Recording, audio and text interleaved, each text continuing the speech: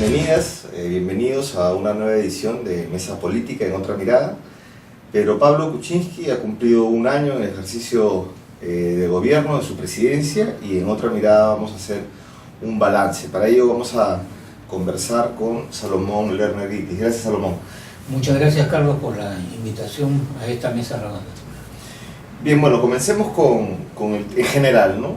Es un año malo, es un gobierno que ha tenido un primer año, digamos, que no pasa la valla, ¿no? En el tema económico, el mismo presidente ha reconocido que sus expectativas no se cumplieron, estamos en problemas económicos. ¿Cómo ves eso? La reactivación nunca se dio, es más, se da hay una percepción de que se hizo todo lo contrario a lo que es una reactivación, y la gestión de Torne no dio la talla para muchos. ¿Cómo lo ves?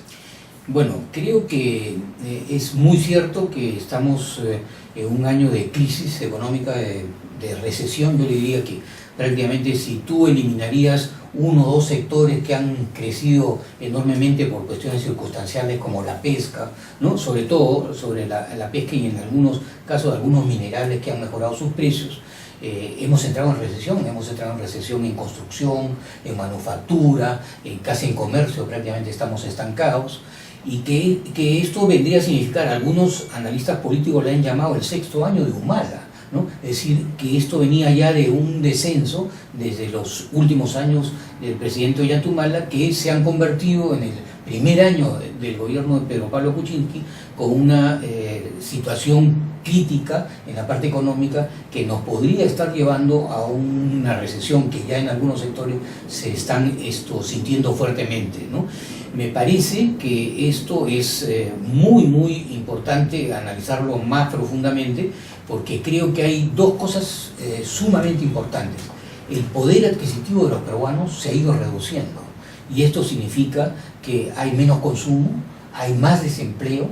Las cifras del 2%, 2,5% de crecimiento no satisfacen el empleo que cada año ingresa al mercado, que debería ser de 3,5 o 4% de crecimiento para poder absorber a la mano de obra que ingresa cada año al mercado laboral, y esto significa que el país comienza a un retroceso económico, y esto es simplemente muy importante, porque la línea de pobreza en donde está convergiendo el país puede comenzar a aumentar esa línea de pobreza, y es lo que todos los peruanos no queremos: que haya más desigualdad, menos justicia social y menos capacidad que los peruanos puedan tener bienestar, ¿no? Pero no era que PPK era el mejor tecnócrata, la mejor tecnocracia entraba con PPK, la gente que más sabe de economía, se acabó el recreo, decían, y finalmente no tienen creatividad. ¿Qué mal ha hecho Torne, o qué no ha hecho Torne, qué no ha hecho PPK para llegar a esto?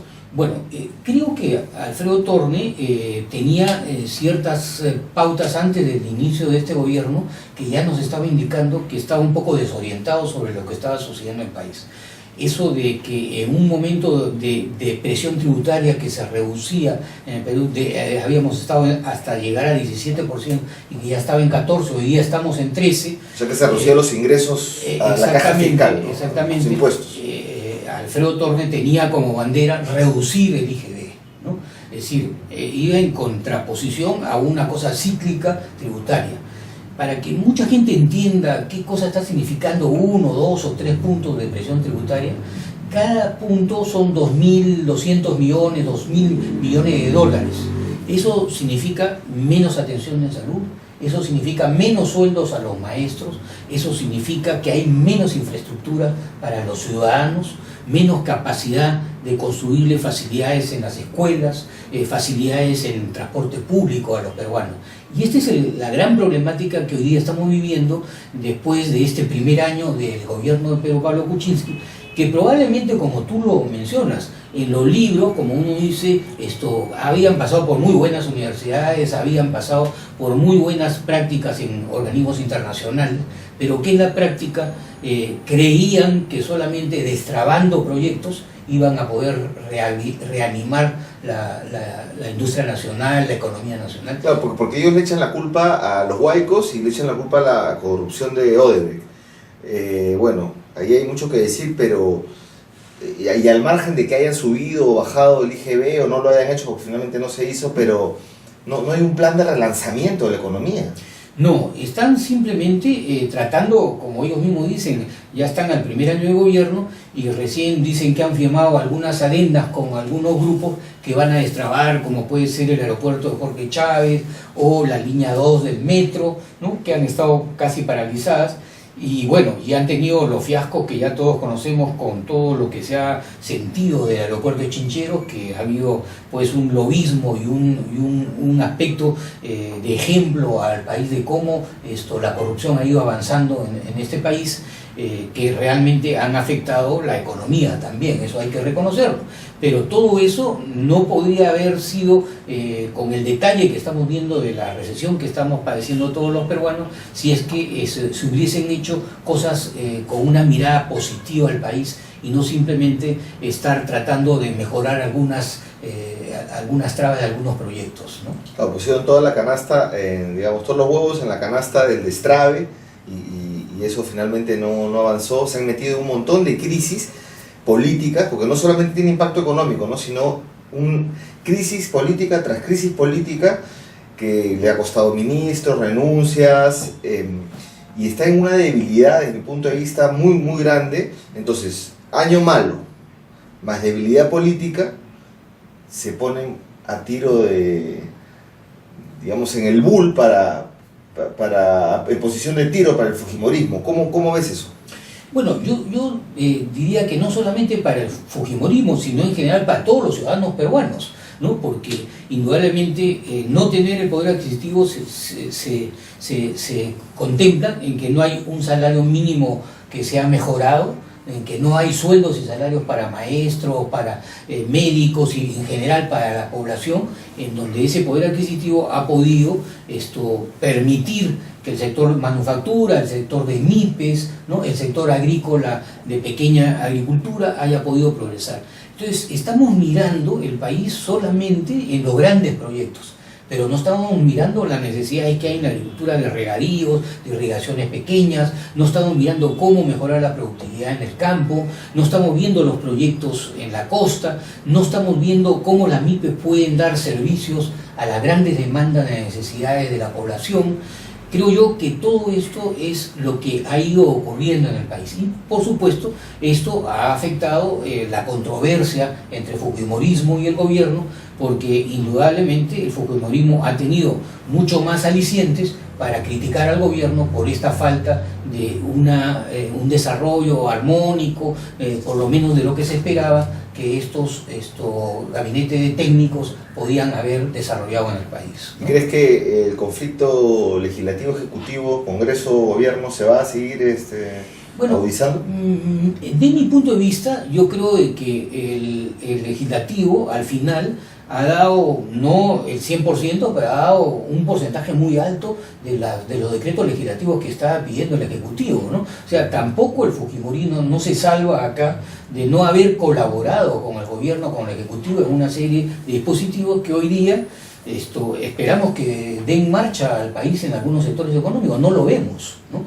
No lo vemos que estos decretos legislativos hayan sido para reactivar efectivamente la economía, sino quizá para destrabar, como ellos llaman, o para eliminar algunos trámites, o para facilitar algunos aspectos medioambientales, ¿no? O en algunos casos que no favorecen, digamos, a la gran mayoría, sino a pequeños grupos. Es como decir que en realidad el fujimorismo no tiene otra cosa que ofrecerle al país en cuanto a economía. Básicamente es lo mismo que el gobierno. La agenda es, de alguna manera, blindar, salvar, favorecer los intereses de los dueños del Perú, de los grupos económicos. Pero los grupos económicos ahora están arrepintiéndose, en algunos casos, como vemos las declaraciones de Roque Benavides, de haber apoyado a PPK. ¿Cómo ves eso? ¿Hay algún tipo de pleito en los grupos económicos? Yo creo que, como ya lo han dicho algunos otros empresarios, creo que los empresarios siempre juegan a ganador, ¿no? Entonces apostaban probablemente por uno u otro, ¿no? Eso creo que hay que ponerlo sobre la mesa. Y creo que en esta decisión de haber apoyado a Pedro Pablo Kuczynski y no ver los resultados este primer año indudablemente están frustrados, ¿no? Y creo que esta frustración llama a cambios de política económica que nos están dando, ¿no? Yo les preguntaría por qué con el control del fujimorismo no se está dando mayor apoyo a los sueldos y salarios, por qué no se está dando mayor apoyo a los sueldos de médicos, de profesores, de maestros o de otros sectores en donde podía haber algún tipo de reactivación con un mayor poder adquisitivo de los peruanos. ¿Por qué, digamos, no se hace una política en la cual el crédito se abarate? Sigue siendo un crédito caro para los peruanos, sobre todo para las MIPES, ¿no? En donde tenemos a veces hasta más del 50% de tasa de interés al año de algunos bancos o de alguna financiera. Creo que todo eso no se toca. Pero eso no es la agenda, digamos. Por eso, ninguno de los dos la toca esa agenda. Entonces creo que a los dos les va a afectar esta situación que hay económica en el país, ¿no? Ahora, Keiko Fujimori. Keiko Fujimori se está posicionando, bueno, ahí está cómo se ha elegido a Galarreta, ella vino de pronto y dijo, bueno, sale Chacón, Galarreta, todos se alinean y ahí está, lo han elegido presidente del Congreso. Entonces ella claramente se está posicionando. Hay algunos que dicen que ella buscaría una vacancia de PPK o en todo caso un copamiento del Estado para que nada falle en el 2021 porque ella tiene la cabeza en salir elegida presidenta. ¿Tú cómo ves eso? Sí, yo creo que lo último, quizás ella apunta más a eso, a asegurarse que pueda ella tener próximos años políticos en donde ella pudiera llegar al poder, ¿no? Pero creo que en el camino también se está presentando, ya que se pueden así llamar a estos aspectos de los bypasses las grietas, ¿no? Y hay unas grietas, varias grietas han aparecido en su partido, ¿no? Creo que eso va a afectar también la conducción del partido de Fuerza Popular y creo que los ciudadanos no podemos dejar de entender de que en este momento ya no hay una unidad casi al unísono de Keiko Fujimori. Hoy día ya hay personajes dentro de su organización que también están haciendo grietas o fraccionamientos en el partido. Entonces creo que ella va hacia lo segundo, más que a tratar de una prematura elección. Creo que va más al copamiento de instituciones, al copamiento de un poder que está atrás del poder ejecutivo, ¿no? Yo creo que en ese aspecto el ejecutivo, digamos, como está débil, tiene que de alguna manera responder a las canciones que le pone el fujimorismo desde el Congreso. Vemos a Cheput, que prácticamente ya parece congresista de Fuerza Popular, ya más Keiko no puede hacer al fujimorismo. ¿Cómo ves entonces que va a funcionar el gabinete? El gabinete, más allá de cambios o no cambios, ¿crees que se va a acercar mucho, va a tener posiciones más pro Fujimori? Yo, fíjate, pienso que el gabinete seguramente habrá algunas modificaciones, según lo que se está escuchando, mínimas, muy pocas alteraciones podrá haber en este gabinete, pero lo que hay es un tratar de cambiar un aspecto de frustración que hay en los ciudadanos, de que no avanzan las cosas en el país, y tratar de darles una cierta esperanza que el segundo semestre de este año, con la reconstrucción que están planteando y con algunas otras medidas de esta, ellos van a poder acelerar un poco algunos trámites para poder darles una visión de mejoría al país, ¿no? Esto dudo porque si no hay un cambio en la política económica y se sigue bajo los mismos estamentos que se ha seguido en los últimos años, yo creo que la política económica no va a resolver los problemas del país, ¿no? Efectivamente vemos de que si no hay estos cambios, yo creo que se van a ir agudizando la crisis económica. ¿Y eso cómo ves? ¿Se va a expandir, digamos, la protesta social, el movimiento social? ¿Cómo ves ahora con la huelga de los maestros, los médicos, varios actores ya están comenzando a movilizarse? ¿Tú ves ahí un embalse de reclamos y desde el punto de vista de que estamos viendo también una especie de fujimorización del Estado o hacia eso caminamos? El movimiento anti-Fujimori, ¿crees que hay condiciones para que se expanda? ¿Cómo ves al movimiento social? Sí, bueno, en el movimiento social indudablemente creo que ha habido este primer año una esperanza de recibir algún tipo de posibilidades de éxito, pero creo que hoy día tanto la clase trabajadora como la mayoría de los ciudadanos a pie, los emprendedores, estamos viendo que las cosas no están caminando, y esto significa que va a haber más indignación. La gente posiblemente va a intensificar las protestas sociales, y esto lógicamente va a influenciar mucho en la estabilidad política del país. Un país que no tiene esta estabilidad política indudablemente va a dar también cierta inestabilidad económica, y eso es lo que muchos actores en los sectores productivos del país ven, que no hay esa estabilidad política para que la economía comience a funcionar realmente. Y esto nos va a afectar a todos, y creo que la indignación va a seguir alentándose.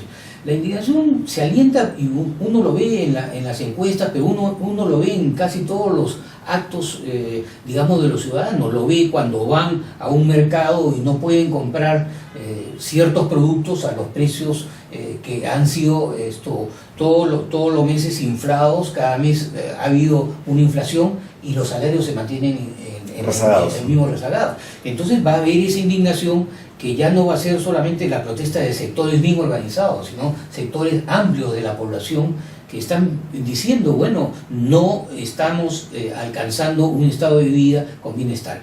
Y esto, digamos, juntos con el problema de que el Estado no está brindando los servicios básicos que son salud y educación en la medida que lo está reclamando la población, ¿no? Esto indudablemente va a seguir creciendo las protestas sociales, y este es el manejo que podría terminar en un desmanejo, ¿no? Claro, pero entonces esa frustración social que tú adviertes,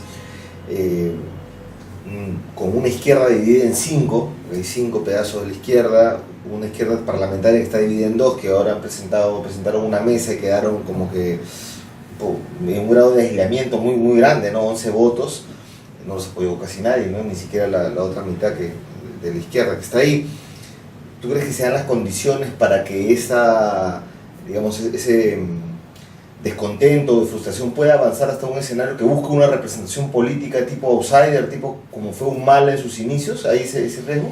Sí, yo creo que definitivamente que tanto la izquierda y todos los sectores progresistas que se llamen así al cambio del país, creo que tienen hoy día, en este momento, una oportunidad muy grande de demostrar que hay otras alternativas en el país para poder salir de este enfoque neoliberal que realmente cree que el mercado va a resolver todas las situaciones que existen, y esto ya estamos cumpliendo casi 20 y tantos años de este sistema, que en realidad no están solucionando los problemas de la gran mayoría del país. Al contrario, estamos en una etapa de retroceso. Por eso creo que toda una izquierda que sea inteligente, que busque esa unidad con la mayoría del pueblo peruano que quiere estos cambios y que es progresista y que quiere mejores condiciones de vida y de bienestar, creo que van a tener una oportunidad importante en el país. No, porque la alternativa es como una unidad de la izquierda con un programa político conjunto, y bueno, tú también eres un actor ahí, ¿no? Entonces estás impulsando la unidad. Bueno, sí, estamos todos los que hemos estado trabajando por desarrollar un país con mayor igualdad, con mayor justicia social. Creo que estamos en esa línea y esperando de que todos estos condicionamientos de fraccionamientos terminen y podamos trabajar conjuntamente con todas las fuerzas que en el Perú están pidiendo los cambios para una vida con mayor bienestar a todos los peruanos. Bien, muchas gracias, Salomón. Con nosotros será hasta otra oportunidad. Pueden entrar al portal web de Otra Mirada, otramirada.p, y encontrar otras entrevistas y más información.